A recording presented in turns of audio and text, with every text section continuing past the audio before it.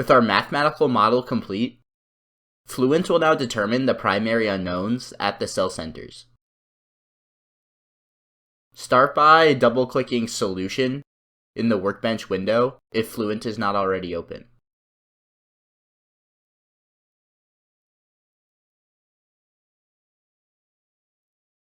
Fluent will solve for the velocity components and pressure at the cell centers, but other quantities can be specified to be calculated from these values. We are interested in the drag coefficient, so we can add that to be reported. Start by double-clicking on Report Definitions in the tree.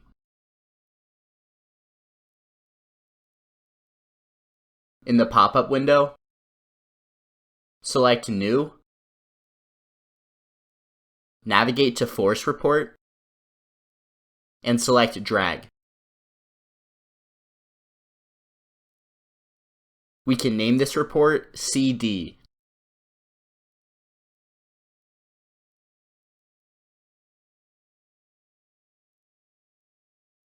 The force vector will be in the direction of the incoming flow. So we can make sure x equals 0, y equals 0, and z equals 1.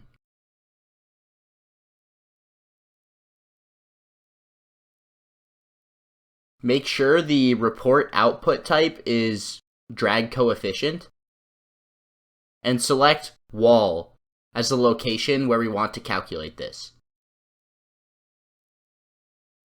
In the bottom left, select Report File, Report Plot, and Print to Console, and select OK. We will use this to verify that the solution has converged. We can then close this window.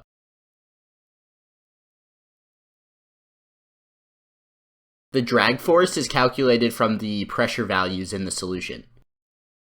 To calculate the coefficient, however, we need to specify reference values.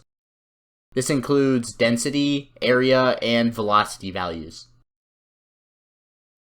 To change these, double-click Reference Values in the tree.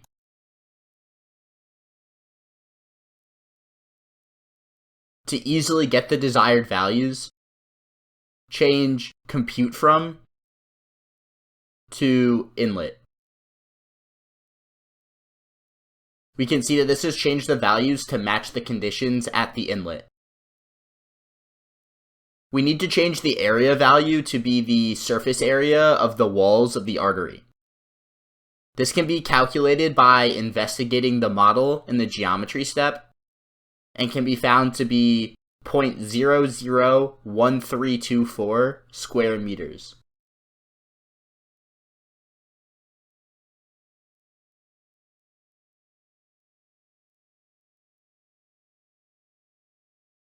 Note that these values do not change the mathematical model or the cell center values, but only how the drag coefficient is calculated.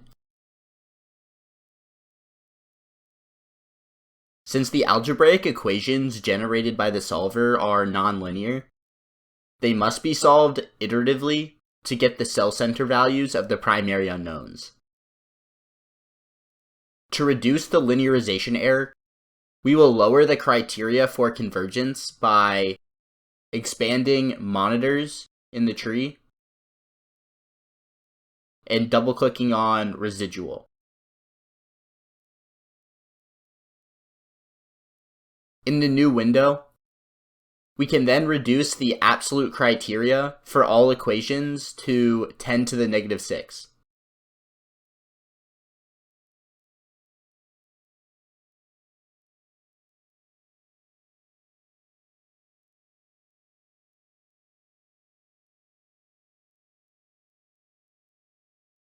This means our solver will stop iterating when the change between iterations drops below this value.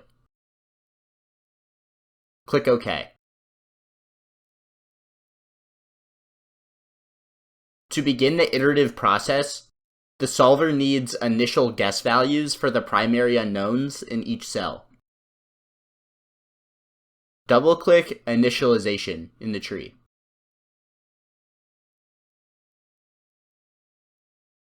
select Standard Initialization, and change Compute From to Inlet. Finally, click Initialize, and click OK in the pop-up. This will set the value of the primary unknowns in each cell to match the velocity inlet. We are now ready to begin iterating. Double-click Run Calculation in the tree.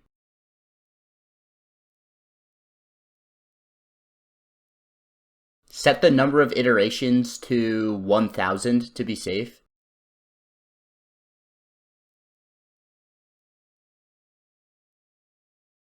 And click Calculate.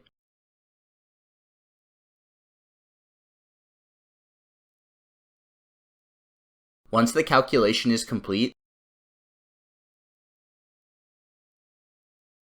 we should see that the results converge pretty quickly. If we look at the residual plot by selecting the tab, we can see that all of the residuals fell below the 10 to the negative 6 tolerance in around 475 iterations. This shows that the solutions have converged to a reasonable level. Furthermore, looking at the drag coefficient plot, we can see it is flattened out. This is another good way to make sure the solution has converged. With the solution complete, make sure to save your project.